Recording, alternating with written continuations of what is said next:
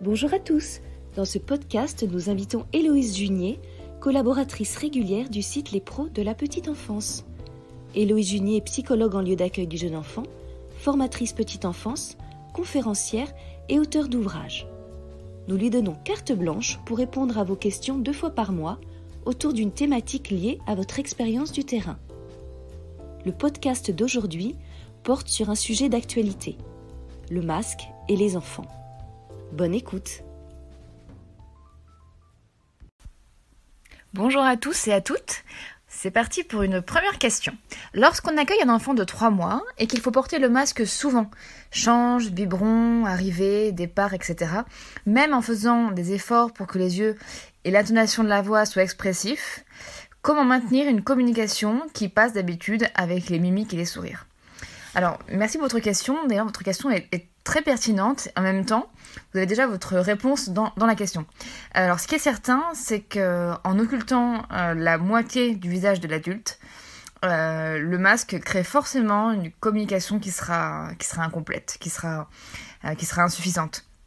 Juste pour rappeler les fondamentaux, le bébé humain est un mammifère qui est social, c'est un être purement social, tout comme le chien, vous voyez, ou le rat.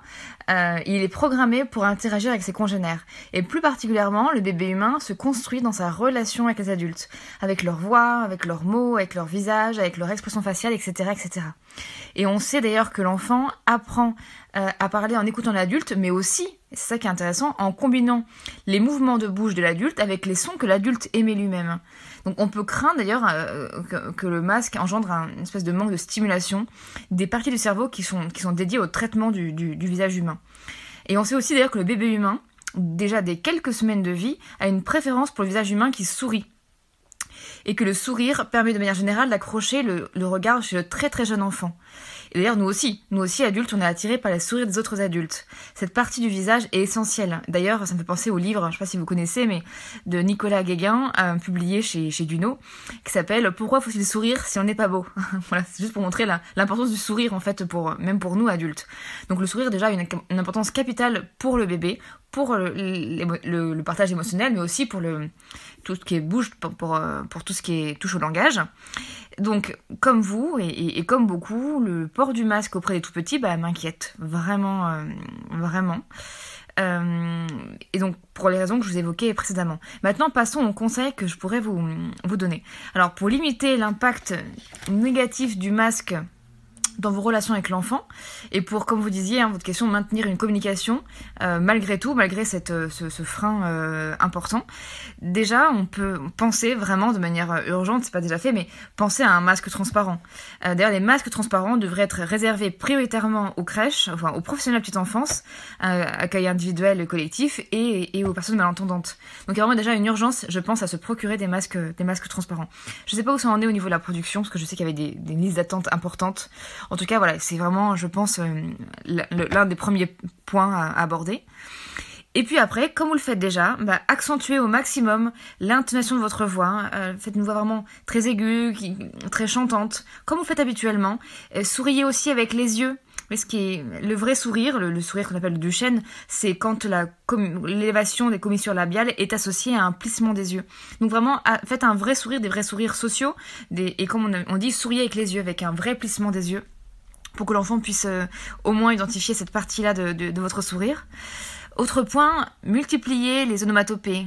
Les oh, les waouh, les ouh, comme on fait habituellement, vous savez, on a tendance à le faire tous naturellement quand on échange avec un bébé. C'est ce qu'on appelle le LAB, le langage adressé au bébé. Et l'idée vraiment là, c'est de renforcer au maximum ce trait, en fait, cette communication, du coup, qui va être plus auditive. Vous pouvez aussi accentuer et enrichir les autres canaux de communication. Le mouvement des sourcils, comme on dit, le plissement des yeux, la voix, les caresses, les guilis, le toucher. Essayez que tous vos traits, que ce soit verbal, que ce soit visuel, soient vraiment dans cette partie, dans ce renforcement en fait de la communication avec l'enfant. Accentuer au maximum vos traits. On le fait tous habituellement, mais là c'est vraiment accentuer davantage pour que l'enfant puisse sentir au mieux vos émotions et votre enthousiasme. Et puis pour capter au mieux aussi l'attention et le regard de l'enfant, parce que c'est aussi ça dont il s'agit. Et si vous êtes plusieurs dans la même structure, alors je pense que là vous êtes assistant maternelle parce que je pense que vous êtes seul, mais si vous êtes plusieurs dans une même structure, ce qui va être le cas peut-être des personnes qui écoutent ce podcast, veillez aussi à apporter de la stabilité dans les indicateurs de reconnaissance des personnes. Parce que le problème du masque, c'est qu'il va altérer aussi la capacité de l'enfant à reconnaître les personnes.